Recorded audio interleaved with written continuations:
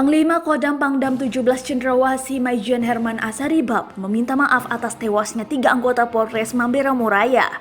Ketiga anggota polisi itu tewas saat bentrok dengan anggota Satgas Yonif 755 di Kampung Kasonaweja, Distrik Mamberamo Tengah, Kabupaten Mamberamo Raya, Papua, Minggu 12 April 2020.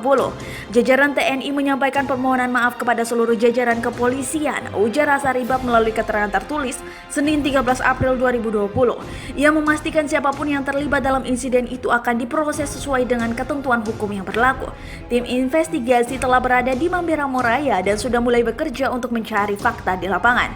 Asaribab yang turut serta dalam prosesi pelepasan ketiga jenazah memastikan sinergi antara TNI Polri tetap terjaga meski ada insiden itu.